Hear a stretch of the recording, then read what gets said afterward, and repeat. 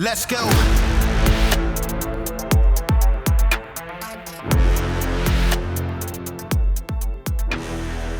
Welcome to Citizen. We have a very special guest today, John Warren.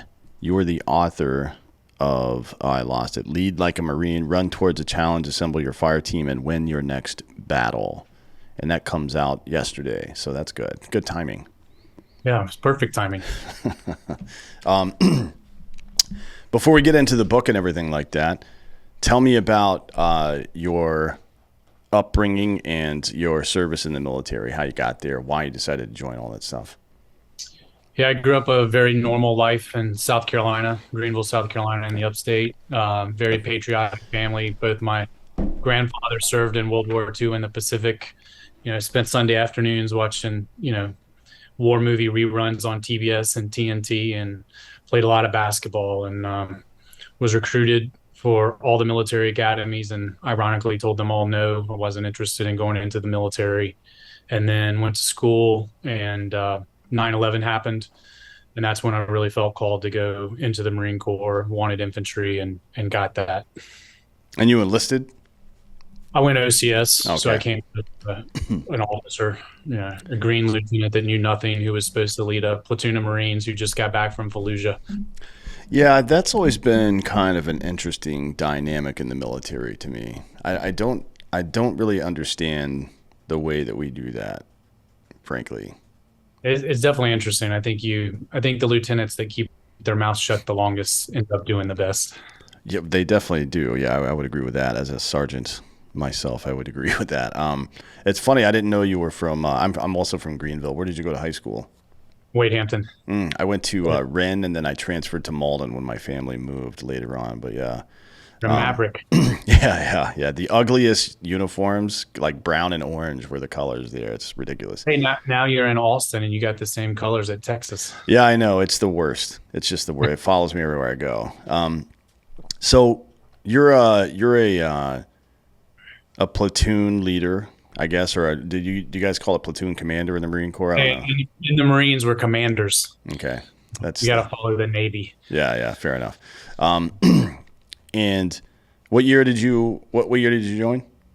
So I went in 2004 and trained, and then deployed to Ramadi, Iraq in 2006. Okay, so 6 is a pretty hot year. 6, 7, and 8 are probably the hottest years of the war. What was that first one like? Ramadi, when we got there, it was just total anarchy. It was very urban combat, city of 400 to 600,000, all Sunnis. And we just changed up the tactics and just saw that I'm not faulting the other Marines, but the previous unit's tactics weren't working, and we needed to try something new. And that's when we kind of got into the counterinsurgency. It was very controversial at the time. We actually did a census of our entire area of operations. So for the first 8 weeks, we literally just went out on squad-sized missions, 13 guys with an interpreter, and we met with all of the inhabitants in the city, built this huge database. And then, on the sides, you're fighting these insurgents, you're getting RPG, fighting IEDs. We had a huge attack that we talk about in the book on April 17th with about 50 to 100 Al-Qaeda operatives. With the centerpiece of that attack on one of our bases was this huge dump truck with a suicide bomber filled full of C4. So we had a lot of that. And like the first 2 to 3 months, it was kind of strange. You're doing all these missions, you're taking a ton of casualties, you're not sure it's working. And then months 3, 4, 5, we just started being able to develop so many human intelligence sources that just started telling us everything about Al-Qaeda. And then it got really fun when we were just systematically removing those leaders. And that was you said 7th month deployment? Yeah. We went over in March of 2006 and came back in November. How did you enjoy the deployment, I guess? That's a weird question to ask maybe for outsiders, but it makes sense to me. So overall, it was the greatest 7 months of my life. I mean, I loved it. We talked offline, the hardest thing was the casualties. My platoon took 1/3 Purple Hearts. We lost 2 in the company, I think 18 in the battalion. So it was a tough fight, but just leading Marines, getting to know my guys so well, trusting in them. I mean, Lima Company 38, we were just more of a family, and it was just an amazing experience. I tell everyone combat is the purest form of living. You see the greatest forms of humans and you see the worst forms, but you don't really worry about any of the stupid stuff that we have to back in the States. It's just a pure, very clarifying way of living. Sure, yeah. I mean, that's certainly true. You get that. I think some civilians, think you're insane when you say that, but Maybe, I don't there's know. I mean, chaos tends to reduce your list of things you give a shit about. You know what I mean? We've historically, with regard to mental health, have done quite a bit better as a society when we're busier or when we're just trying to stay alive, right? I mean, people weren't necessarily worried about their feelings so much when there were lions circled outside of their camp. You know what I mean? It I was mean, I think if you took away all the casualties, I think more problems came from people's problems back in the States coming to them via email or phone calls than problems in actual Ramadi. sure, So yeah, yeah, and it's then we what was the redeployment like for you guys? Because that was a tough period. Tough, I guess, is maybe that's not the right way to put it, because Marines long for that sort of thing. Infantry people in general long for that kind of deployment to be able to go fuck shit up. You know what I mean? But then you get back, and I think there's such a misunderstanding of what exactly happens to us when we get back. People think that we have like a moral injury from the things we did or any of that kind of stuff, and then they try to coddle us like, oh, it'll be okay and all this horse shit. And they couldn't be farther away from the reality of that situation. You know what I mean? It is the dead space when we come home, the lack of purpose, the lack of drive, and the lack of stimulus that really fucks people up. yeah, I mean, I think you see that too when people transition out of the military. We talk about this in the book. We really believe strongly in post-traumatic growth and think that needs to be stressed more than the post-traumatic syndrome. Mm. And I think post-traumatic stress, but I mean, PTSD is definitely real and people suffer from it, but it's not on the scale that everybody thinks. I mean, the numbers that they throw out are literally larger than the number of people that have seen combat. Yeah, And I think what people really suffer from is what you just hit the nail on, was people suffer from a lack of purpose. It's the squad leader that goes to Ramadi. He's leading 12 people. He's impacting national security. He's in charge of millions of dollars of military gear, impacting the world, literally. And then he comes home and the citizens say, hey, thanks for your service, but we don't really think you don't really have the skill sets necessary to help our business. And sure. they Yeah. end up working, stacking lines at Walmart. So I Mm. think that's one of the things that need to change. Sure. One of the interesting things that's happened since the wars have calmed down over the past half decade or so is that we now see a higher risk of suicide for active duty people that haven't deployed than we do for fucking inside of the active duty sphere. There are more people who have never deployed that are committing suicide than people who have deployed, right? Like that's a fact. And it isn't it isn't that the numbers have gone down either. As a matter of fact, this year, we there have been there up until the end of June, there were more suicides than all of last year already, right? For active duty people, and again, it isn't the people that you think. It isn't the grizzly old veteran that with 10 deployments who's getting ready to get out of the military and they just don't see a future for themselves. It is young kids who have never even deployed. You know what I mean? So it's far more pervasive in our culture, and it's far more difficult to correlate it with combat experience. That's why I think it's such a misnomer that we associate it with. Oh, I got blown up a couple of times and I go home and that's why I killed myself. You know what I mean? That's just not the story. That's the story that you hear all the time, but that isn't the real story. Well, that's the easy narrative. That's the one they want to tell. They want that to be the case. I think it's kind of a bipartisan problem to where liberals feel like people that join the military were either duped or stupid to do it, or lied to or misled, and they think they're victims.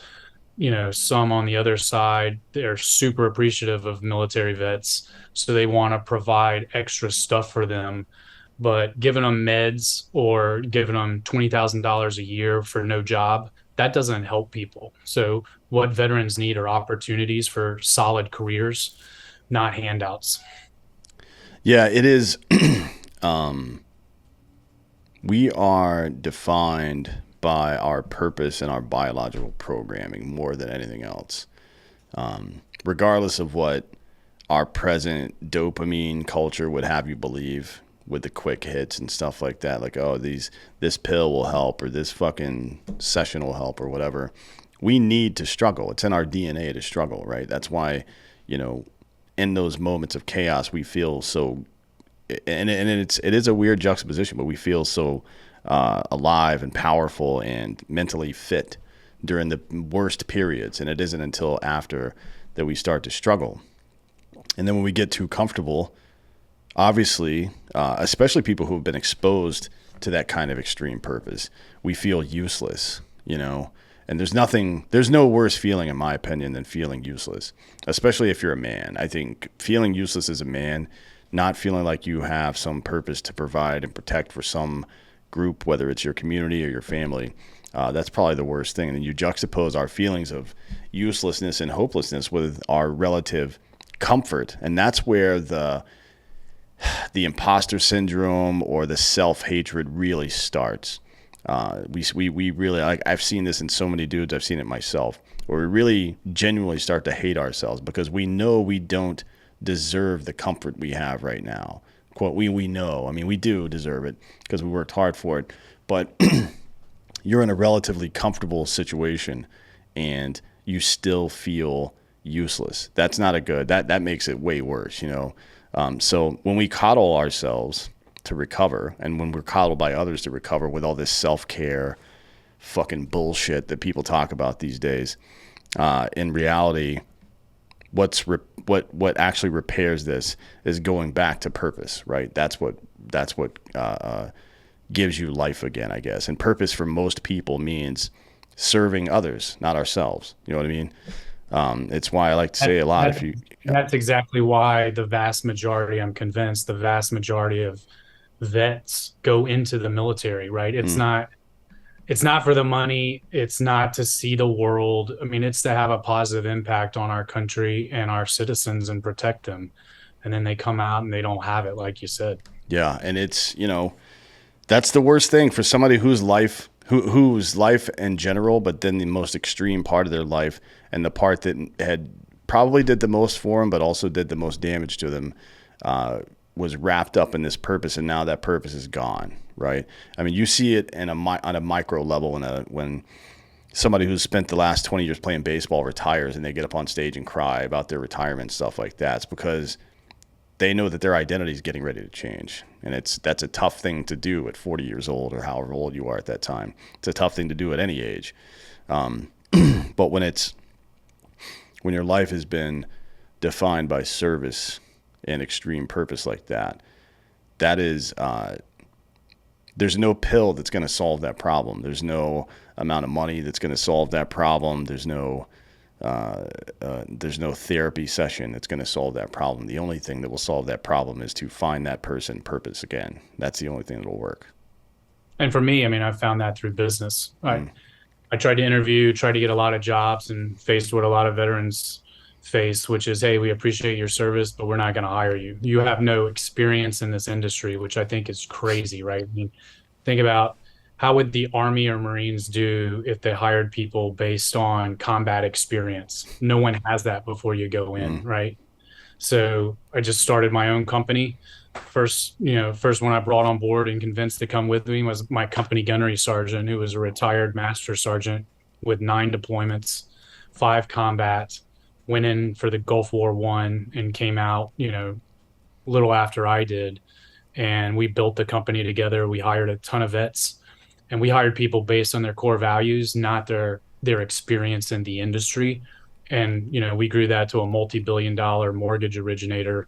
Now today has over 350 employees, and that's how we found purpose. And we tried to bring people with our similar core values And those are the people we wanted, not someone that had been some job hopper underwriter for 9 other companies.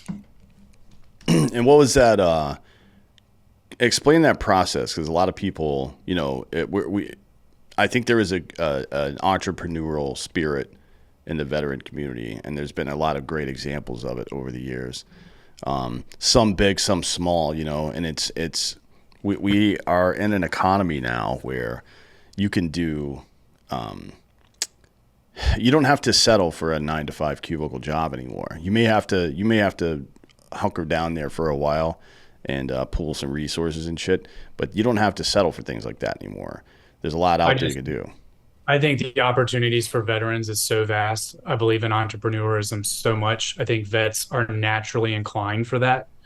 I mean, today, hey, go start a welding company by learning how to weld, Mm. or be a painter, or be an electrician. I mean, these guys, you grow a business like that, you're a multimillionaire. I mean, it's an amazing lifestyle. You're able to give back, you're able to provide for your family.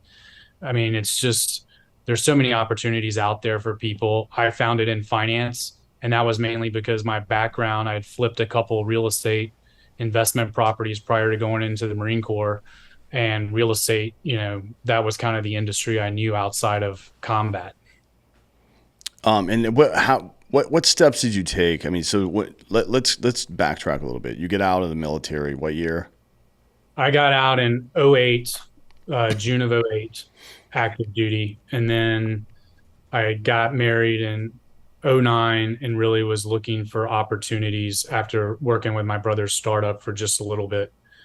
And then literally started, hey, I want to be in financial services. Like, okay, so start as a financial planner, insurance sales. Didn't want to do that. Then I got into wealth management, and hey, I don't like stocks, but I kind of like real estate and hedge funds. Like, that interests me. And no one wanted to hire me for hedge funds because I was a politics major. So then my only option was real estate.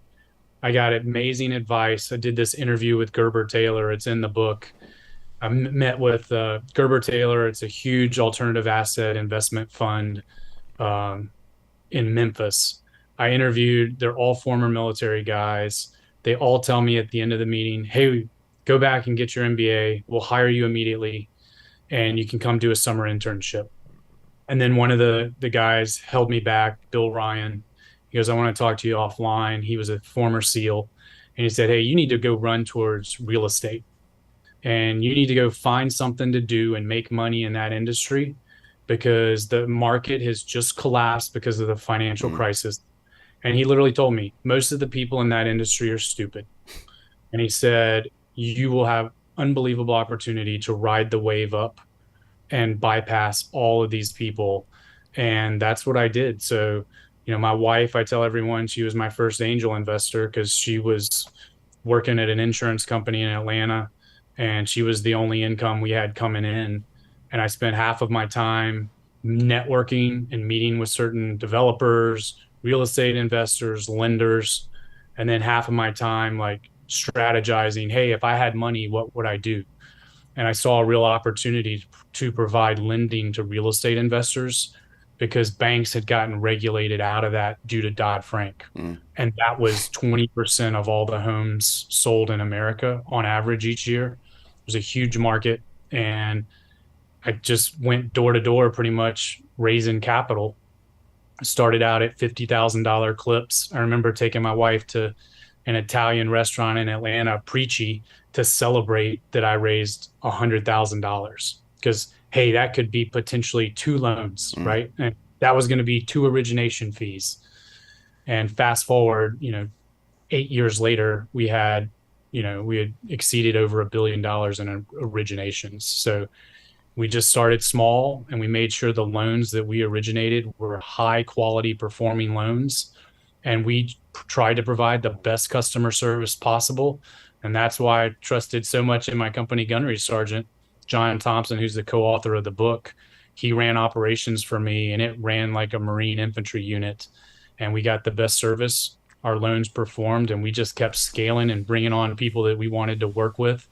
We had a Marine like culture: work Mm. hard, play hard, be a family. And it was really an amazing run. We doubled every year, more than doubled every year.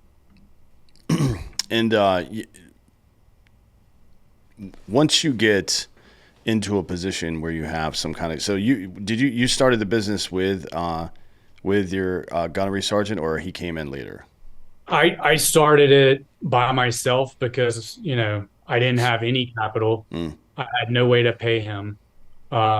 We stayed in close contact, and when I could at least afford to pay him about 30% of what he was currently making, he came in as employee number two, and he's co-founder, and we grew the company from there, from me, my administrative assistant who actually made more than me. She made 32,500 and I made 30. Mm.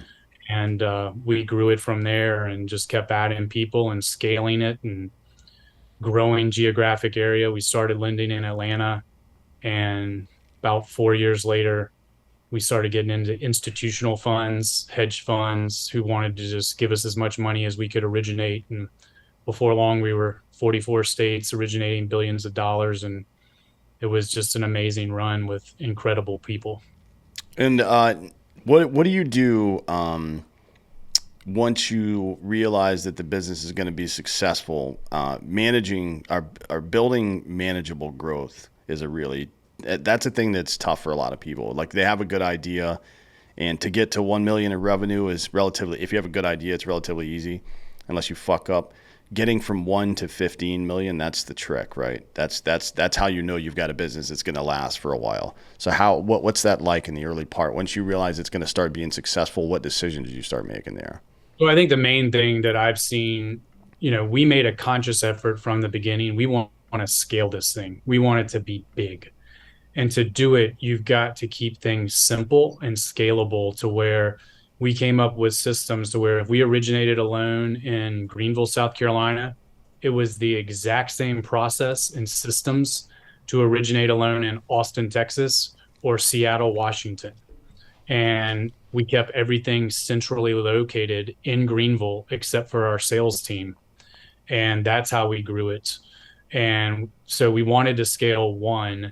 And then the other thing that I see out of people is, when you get to where you're making $1 million a year as a company and you're the entrepreneur, you have to make a conscious decision. Am I going to reinvest in order to get bigger? Or am I going to run this as a lifestyle business? And I've seen so many people, hey, I'm making 500,000. I'm going to buy a new house. I'm going to buy a boat. I might buy a second home. And they're not reinvesting in the company. And we did the opposite. We made, I think, $70,000 was the most I made in the first 6 years as CEO of a multi-million dollar finance company. And we kept investing and hiring people. There were multiple people that made more than the CEO, because that was important to build that base of competence and quality people. And my thing was, I'm going to sell this at some point, and the value is in the platform of the company. It's not going to be in the value of my salary. And one of the things I'm most proud of, 7 people were made millionaires when we sold that company. Yeah, that's good. So we have, in addition to our media company here, we own a booze company called Hard AF Seltzer, and currently 0 people are on the payroll there because it's all founders who are doing all the work.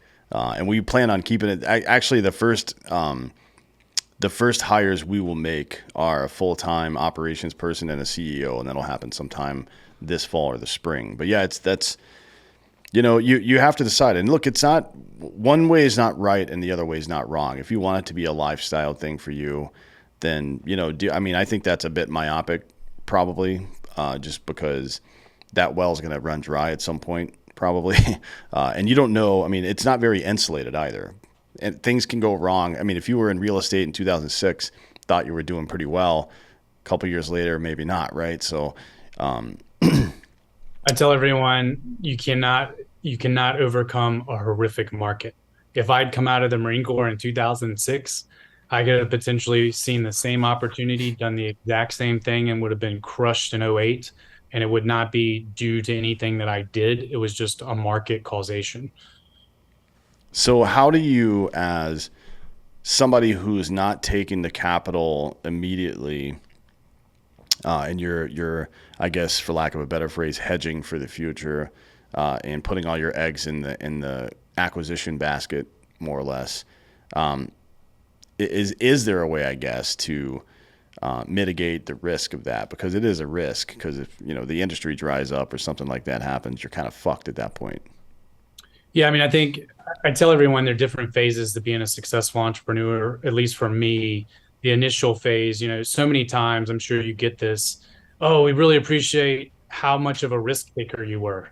And I was like, I didn't take a risk. And they said, what do you mean? I said, hey, I had no income. Almost no one wanted to hire me. The people that did wanted to make me a sales guy, Mm, which would have made me suicidal. And I had to create wealth for myself. So you start from there, and you're taking in other people's money, so you're really only risking time because you don't have any money to lose. You're building sweat equity, and then you get to a phase where, hey, this is working, we're building real equity here, and you really can't sell it, so you just keep growing it. mm, And you get to a phase where there is introspection because you realize you've got all these investment bankers saying, hey, we'll pay 8, 9 figures for this thing. And that's the turning point for me, to where you start feeling pressure of, hey, I've got no money really, right? Everything is tied up in this business. And you have to make a decision. Am I going to take all of my chips off the table, or I'm going to take some of my chips off the table? You can sell a minority stake if you want to take some chips mm. off. But we really kept rolling, and we just believed that the loans, we kept diversifying the types of loans. So we got into longer term loans, and we thought that was kind of a hedge against, the real estate market collapsing. Mm. Because now, hey, if this short term loan does bad, they're not able to fix and flip anymore. You can put them in a rental loan. So, it was a discussion. I told my wife oftentimes, hey, I don't have any other means or any other investment opportunities that can bring me the same yield that this company doubling every year can bring me. So we're just going to keep rolling the dice. But Yeah. it does get to a point where they start making offers, and it would be irresponsible to not take it. To at least look, right? I mean, I don't know if you're still at if you're at 100% growth year over year, probably hang on to it and maybe go the minority route a little bit there. But typically speaking, for acquisition's sake, especially for young companies, if you're growing by 30 to 35% every year, that is very attractive to a potential buyer. And you know so somewhere in that range probably makes sense. I mean, there's people out there that have done this over the last 10 years, people such as yourself, that have good insight on how this works. And it can be difficult to tell when the right time to pop smoke is. The Hey, look at Groupon, Yeah, right? I mean, yeah. Groupon was offered $1 billion Yeah. by Google to sell, and they said no, we're worth more, and rolled the dice. And is Groupon worth anything now? I think they sold to somebody for like 60 million, 65 Okay, million, maybe something like that. So that's quite a bit different than a billion. that would be hard to swallow. Yeah, yeah, no shit.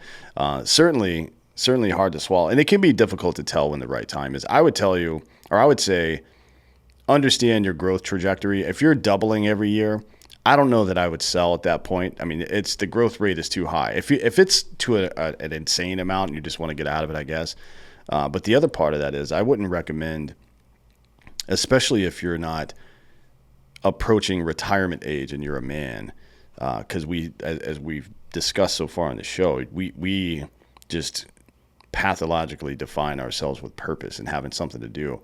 Unless you've got a plan for whatever the next thing is, I don't know that I would completely get out of it in anyways, right? Because that's Yeah, I not mean, it's a recipe my for disaster. story is a little abnormal because in 18 I stepped down to run for governor, Okay. and made it to the runoff.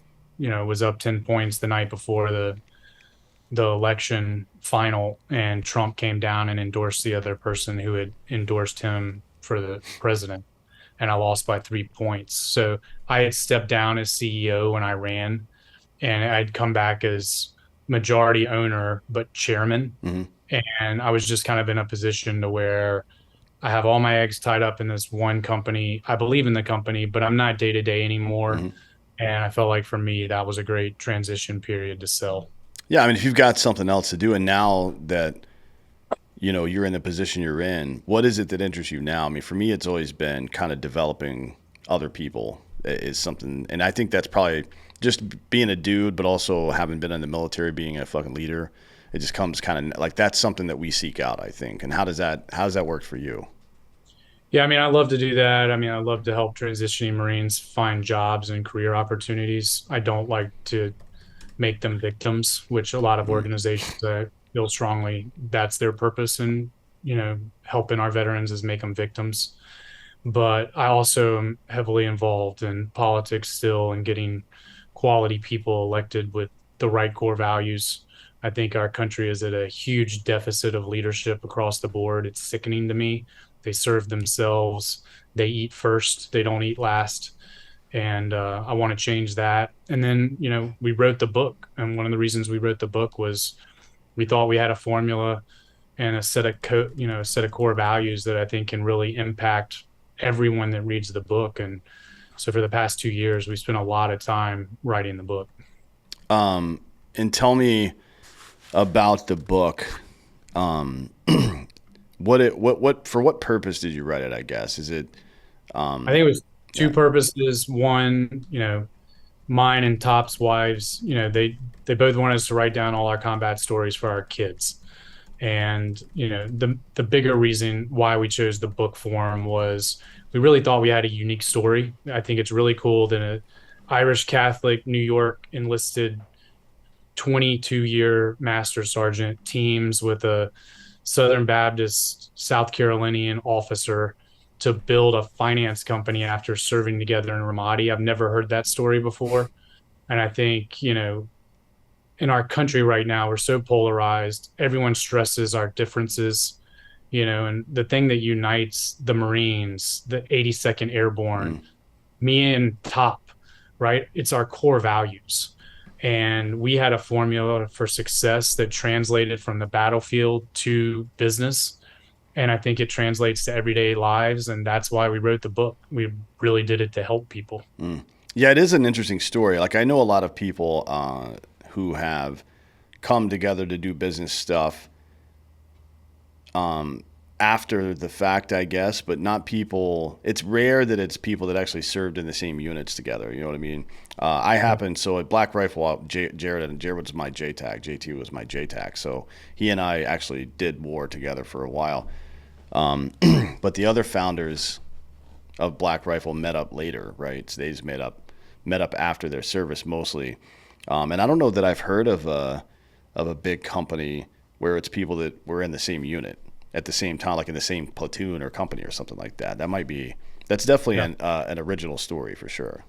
And I think the other thing that's unique is, there are all these military books, it seems like, and a lot of them are really good and give insightful, business advice. However, they've never been in business. So I think, if you're going to be a military guy and instill all this wisdom on the business world, it helps to be in the business world first and gain some credibility and make sure those things translate. And, that's one of the unique things about the book as well. Yeah, I mean it is. There's a lot of packaged so-called wisdom out there that hasn't been tested. You know what I mean? Um, Or it's only been tested on the battlefield and may not right. translate. Yeah. I mean, Yeah. I agree with that. There's a lot of fluff out there, but I'm a very logic driven person. Show me how. Like the reason I started an MBA, my master's is from Penn State. I have a master's in Homeland Security, and I started an MBA there as well. And then I started looking about a month after I started. I was looking down the resumes of all the instructors in the MBA program, and not one of them had ever been part of a fucking successful business. I'm like, I'm not doing this. This is stupid. I'm like, Yeah. what? I can read the books that are part of the curricula and get the same information I can from these assholes because they don't have any practical experience. Yeah. I mean, it's funny how that happens. I mean, I was literally looking up Josh Bolton's background the other day, and I was like, how'd this guy become such a national security expert when he's Yeah, been wrong on almost everything? yeah. And he really is a draft dodger from Hmm. Vietnam, and now all of a sudden he's an expert. So yeah, I'm with you on that. Yeah, it's weird. And yeah, you're right. It's the Gelman amnesia effect. It's a psychological principle where you keep appealing to the same source of authority, even though it's been wrong over and over again. And we seem to do. Maybe it's his mustache. I don't know. Uh, I mean, he's super articulate, Yeah, but really examine what he's been advocating for. It's just totally wrong, and yeah, it's always all these podium warriors that are the most courageous to send other people's kids to war when they're too afraid to themselves. yeah. No shit.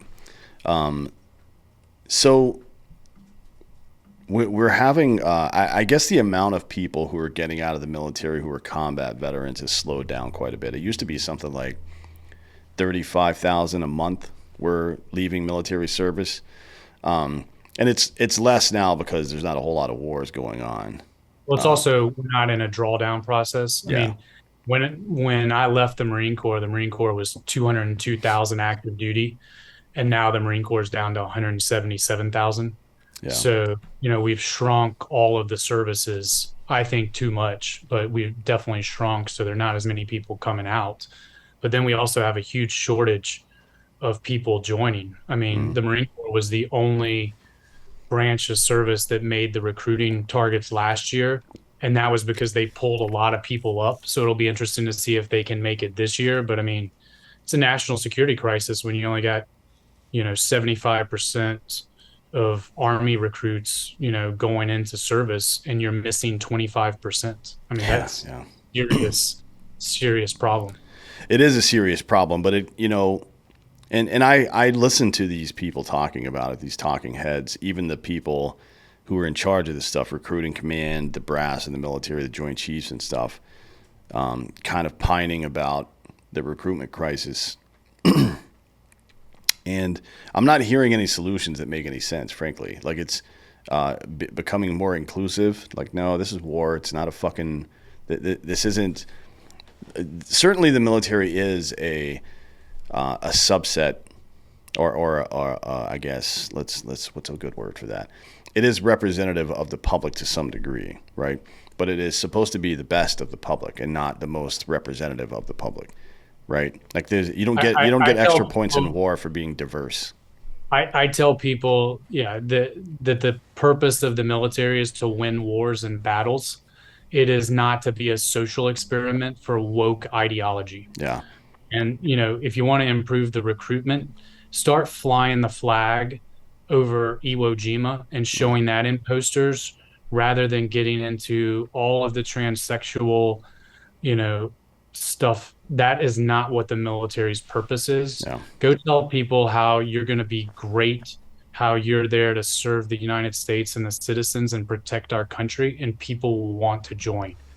If you say we're all extremists and hey, we're going to come up with all these woke policies, no one's going to want to join that traditionally joins the military. Yeah, it's like know your audience, I guess.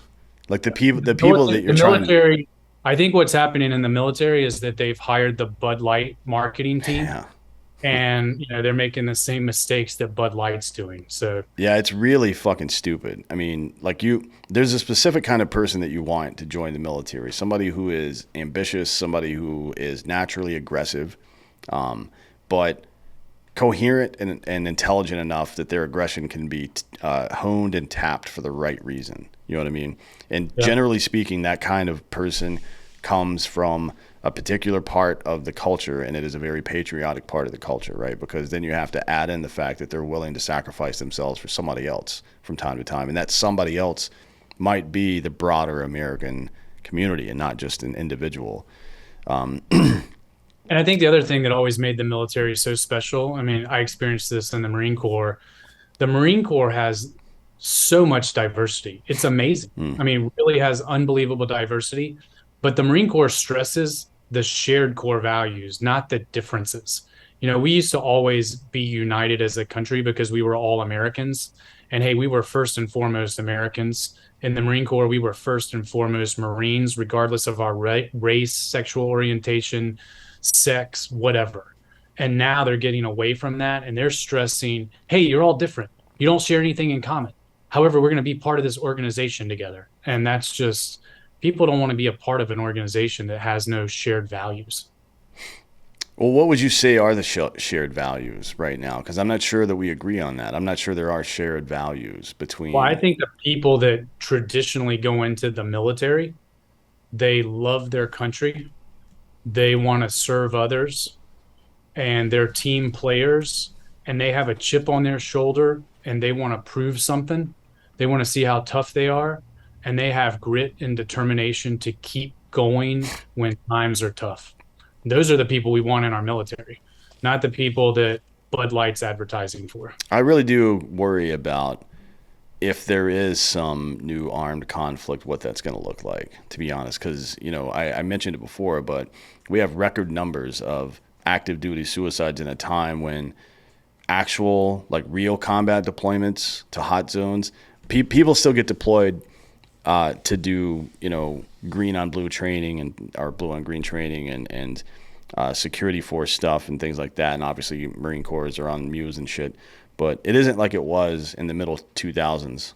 You know, there aren't. We don't I have think 130,000 troops deployed to an active war zone right now. It's not like that. I think we're hurt personnel, but I think one of the bigger issues, national security, that no one's talking about is we are lacking in ships. I mean, the Marine Corps couldn't respond to the earthquake in Turkey because there weren't enough amphibious assault Mm. ships. Where the Muse that you mentioned that I served on, the 22 Mew, there are not enough amphibious assault ships out there to take Marines even to an earthquake. Well, what about evacuating, all of the U.S. personnel if we go to war with China over Taiwan? We're not going to have enough ships. We have given 13 years worth of javelins to Ukraine, but we're not replacing those in increasing production. Biden came out the other day and said, "Hey, we have a shortage of artillery shells, 155 shells, but we're not increasing productivity to make up for that." So, like, what are we doing to strengthen our military and provide for our national security? It's crazy to me. It shouldn't be a partisan issue. And I don't understand why people don't want a strong military so we don't have to use it. Right. Um, so, what do you see as some kind of solution to this? Because it seems like it's only been trending in one direction for the past 5 years or so. Well, I mean, I think, going on podcasts like yours and getting the word out to average Americans just don't know this. And I really firmly believe that if they know that, then they're going to start asking their congressman at the town hall meeting. And if people start worried about getting elected again, then things start changing. So, we as citizens have got to push back and say, hey, why aren't you doing these things? And let the public know. Yeah. Back to the business thing. One of the topics in your book, right at the very beginning, is this idea of like foundational entrepreneurship and leadership in business. I guess based in the things that you guys learned while leading in the military. And one of the things you talk about is throwing out the traditional playbook. Explain to me, in American business or in American leadership in the business community, what does that mean? What is the tradition? First, give me what the traditional playbook is, I guess. The traditional playbook is exactly this. We do everything because we've always done it that way. That's it. Or they'll phrase it differently and say, we're doing everything that we're doing because that's the industry standard, or that's the way everything's done in the industry. They are so caught in this box that they can't break out and think logically. And it was like, one of the lessons we learned in Ramadi was change up tactics. Actually analyze why you're doing something. Yeah. We give this example in the book. Hey, Marine Corps doctrine is, if it's a flat roof, send 4 Marines up to the top of the roof and have them get overwatch. Mm. That sounds logical, right? But when you have two Chechen snipers who are wiping out Marines who are on roofs, it's probably good to rethink that policy. And in the business world, they just don't rethink anything. And that's why the entrepreneurs come out and are super successful. They see a problem, they see a simple solution to solve it, and they build a company around that solution. And the bigger the problem, the more simplistic the solution, the bigger the company will be. And, like we came from the mortgage industry. One of the norms in the mortgage industry was hire only experienced underwriters. Okay. Why do I want an underwriter that contributed to the financial crisis and is a job hopper? Right. I want someone that is a killer, Mm. who is a team player, who's smart, who's articulate, who shows up to work on time. There are all these core values and core competencies. And then we do just like the military. We trained them. Like, it's easy to train someone to be an underwriter. And one of the stories that we tell in the book was we had brought this huge hedge fund down, former Goldman guys, and they were going to invest a ton of money. We go to this celebratory dinner, and at the dinner, they said, "Hey, we love your company. You originate awesome loans, but we're not going to invest because you don't have any experienced underwriters." And I said, "Hey, you realize that we have less than a 1% foreclosure rate. Our loans only perform." Yeah, but that's just not, we just can't get behind that. We don't. 6 weeks later, those guys went and toured across the country, saw all of our competitors, and came back in and said we were wrong, and wrote a huge check then and said, "Hey, you're doing it the right way." And 1 year later, we were at a conference and they said, "One of the things we love about Lima One Capital is their unique hiring practices." And, if you show them, to think outside the box, you're going to face a lot of pushback initially, but Mm. if your way works, the people are going to come around. And that's just one of the examples that we did to do it. Yeah, it's a good lesson to learn in business. Never fall in love with plan A. People make that mistake a lot. It's like a captain going down with the ship, especially amongst founder groups. Unfortunately, guys that are super romantic about staying CEO in their company, even when the company maybe gets bigger than their ability to be the CEO of it. I've seen some things. Not sometimes they don't fail necessarily, but they definitely don't grow at the rate they should. And it's like you got to use the same kind of I think a superpower for particularly for combat veterans is the ability to be calm when everybody else is not calm, right? I think that is a legit superpower because, and I've experienced it in my civilian life as well. Something crazy happens or it's in business, everything's looking rough. And it's like, all right, cool. Freaking out about it's not going to solve anything. So let's see what the problem is and respond in a logical way to the problem. And people are like, how do you do that? It's like, it really is just experience. You know what I mean? That's the kind of experience that I like to hire for. I don't give a shit. You can teach somebody to build a widget, that's the easy part. The hard part is finding the right kind of culture fit and personality. So, But most people don't do that. I mean, most people in the financial services industry. I mm, mean, one of the pushbacks I got also was, "Hey, your COO doesn't have a college degree." And I'm like, he's decorated for valor multiple times. He led the School of Infantry for the Marine Corps. Like, what else do you want?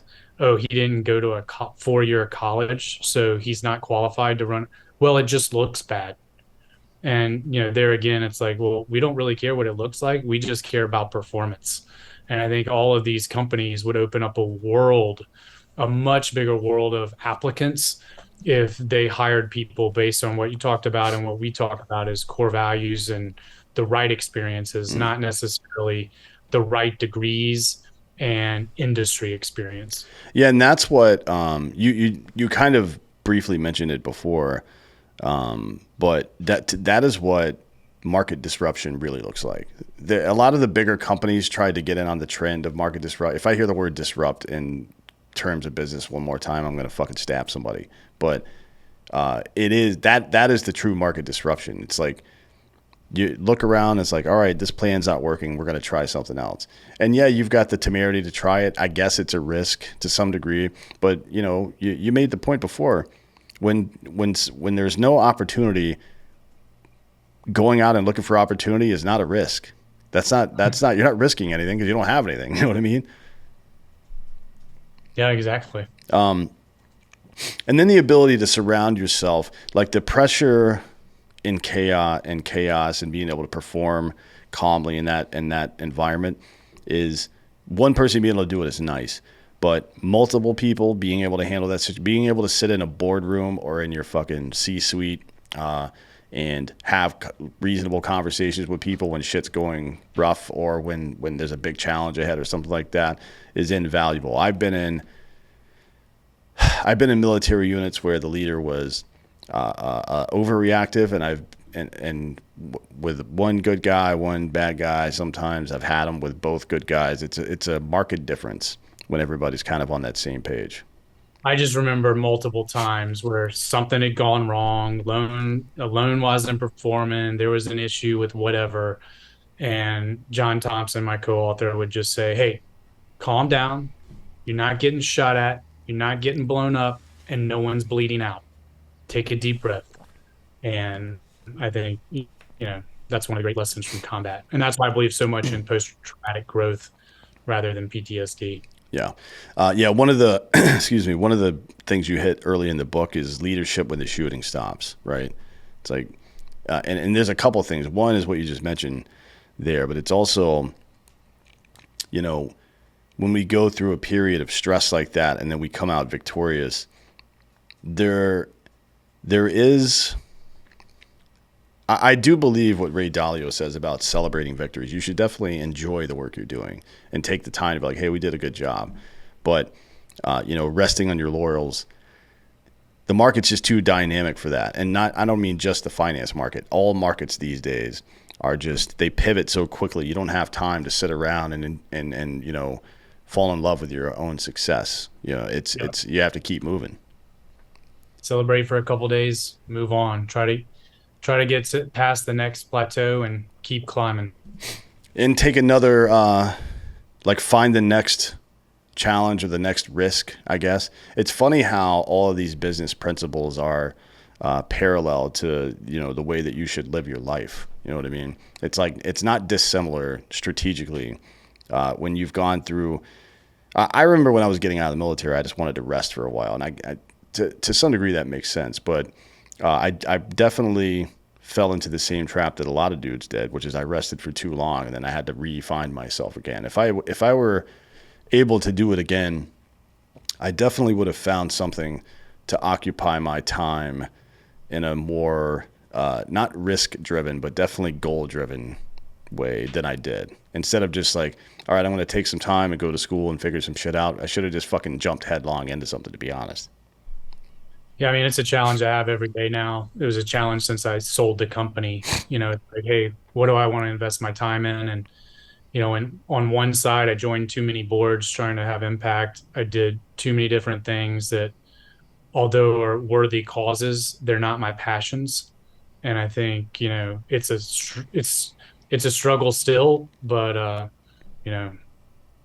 would say follow your passions and keep having purpose in that regard as opposed to filling your time just being busy. Yeah, just being busy. There needs to be you need to have an A and a C, and you need to figure out your pathway, which is B, right?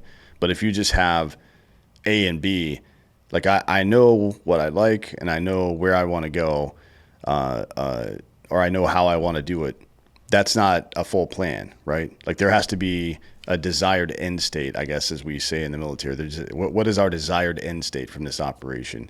And it helps to be very specific too. Like I want to accomplish this specific thing, and then work backwards from there to plan for it. Otherwise, I don't know. I feel like people get lost in the grind a little bit, and they wake up a couple years later like, man, I've been working my ass off and I haven't made any progress at all. It's like, okay, well, which direction were you going? There's this old saying, it's like, it doesn't matter how big the steps you take are as long as they're in the right direction. You know what I mean? But if you don't know precisely where you're going, that's exactly where you're going to get nowhere. Yeah. What's the mission? What's commander's intent? And then how do I get there? There's a reason that businesses back in the day, even the mafia, is set up in a paramilitary structure, right? Because it fucking works. I don't understand why more people don't make use of this stuff. But I guess now they're able to because there's some books out there about not business, but general leadership, like Extreme Ownership from Jocko. And now there's more people like yourself who are getting involved in I guess, from my perspective, giving back to the community by writing down all your experiences here and giving people some strategic outlook on how they can go from where they are now to where you are now. Yeah, I mean, I just think it can impact everyone's life. We have a chapter called Be Blunt and Direct. You know, it just seems so common sense to be that way, but rarely do you ever know how you stand with other people. And, we found that just blunt, direct communication empowers people and lets them know where they stand and gives them so much freedom and frees all their fears of not knowing where they stand with an individual. Yeah, that's a big thing, man. And nobody likes being unsure of things. It produces a lot of anxiety to not know uh, uh, if things are going to be okay, if to not know well what we're going to do tomorrow, like what's going on tomorrow. I think that it produces a lot of anxiety for people. And then when you I mean, apply that my to the oh, go ahead. well, I was just gonna say my COO always said if an employee goes into an employee review and is shocked by anything or surprised, then we have failed to Mm. communicate directly to that person the entire previous period. Yeah, certainly that is the case. And I was going to say, especially in those interpersonal relationships, in a leader subordinate, or even in a group, you Hey, know, kids, just be honest with yeah, them. I got a 7, a 5, and a 3-year-old. No one is more blunt than our children. They don't know how to filter anything. And, if they get smoke checked in a soccer game 10 to nothing, they're going to know that you're lying to them when you say good game, mm, right? Say, hey, you guys got crushed, but I really appreciate your effort. You kept fighting. That's what's important. They appreciate that a lot more than, hey, good game. It doesn't matter, mm. right? Like everyone gets a trophy today. Yeah. That's Well, I mean, if it didn't matter, not then how why'd we we grew up. fucking do it? You know? Not how we grew up, right? No, it's definitely not. No, when I lost in little league baseball games, I was so mad. I would fucking just sit there shaking, crying like a fuck you. I was inconsolable. I hate fucking losing. But yeah, it's like if it didn't matter, if the outcome didn't matter, then why'd we fucking do it? Yeah. And I think we as a culture have lost, and I think that's a big part of it. We've lost the connection between effort and outcome, right? Like we expect a certain outcome now, irrespective of our fucking effort. And that's dumb. Obviously, that's not how the world works. But it is, it also causes people quite a bit of mental anguish. I Well, think we've it's gone we've hard. gone from equal opportunity to equal outcomes, which they're now calling equity, Yeah, right? yeah, it's dumb. Everyone deserves the same equity. Mm, Well, that's not how it's not what America was founded on. no, no, and it doesn't make any sense either. I mean, it's fucking stupid. But that's a Hey, we're getting short on time. Can I tell one story? yeah. Go ahead. So we end the book on this chapter. It's called Lead from the Front, and it's about one of my Marines, Michael Ouellette, who was a corporal. He was in the Nowzad district of Afghanistan in 2009, and the story's never really been told before. But it's about his combat engagement that won him the Navy Cross and cost him his life, but saved all of his Marines. He was out leading a patrol, Nowzad district. He was ambushed, hit an IED, lost both of his legs. They put tourniquets on him. The Taliban reinforced the positions. He was only out there with a squad of his Marines leading them, and 50 to 100 Taliban fighters were attacking him. He stayed in the fight, called on his own 9-line casualty report, called on Cobras to come in and provide air support. The Cobras, they were so danger close to the enemy. The Cobras weren't even allowed to fire their Hellfire missiles. They could only use guns. But he walked them on target, took out the Taliban, and got all of his Marines back and refused to be evacuated until he was the last man out. And he died. He bled out on the chopper. But we end the book, as a tribute to him. And there's so many Marines historically, so many of our veterans, regardless of service, that have fought and shown that valor. Mhm. But that's just a very special story that I kind of commemorate and we commemorate in the book. And I love to share that story because I want people to know who's on that wall protecting us and why they're so valuable and why the ones that make it home, they're not victims. We need to empower them. They're the leaders that we need in our businesses, in our charities, in our churches. Those are the ones that we need leading the country. All of them, Yeah. like Mike lit. Yeah, every problem we have in the United States and the West more generally, but all the problems we have in America right now, the solution is sitting right in front of us. You know what I mean? And we spent quite a bit of money training them and preparing them for this eventuality as well. So hopefully we'll start to utilize those resources a little more responsibly. To be honest, the book is called "Lead Like a Marine, Run Towards a Challenge, Assemble Your Fire Team, Win Your Next Battle." It is available now. John Warren and John Thompson are the authors. Thank you for coming today. Tell everybody else if there's any more information you want to put out or where to find it, the book or anything like that, or your other organizations. Go ahead and let us know. The book's being sold at all the outlets. You can go to Amazon, Barnes and Noble. You can go to our website, leadlikeamarine.com. We've got a lot of interesting photos, videos from our deployments, from our time in business, and so lead like a Marine. Sweet, man. Well, thanks for coming today. I really appreciate the conversation. Hopefully, some people will check into this and repeat your success. Well, thanks for having me, Dan. Yes, sir. Anytime. And thank you all for listening. This has been Citizen.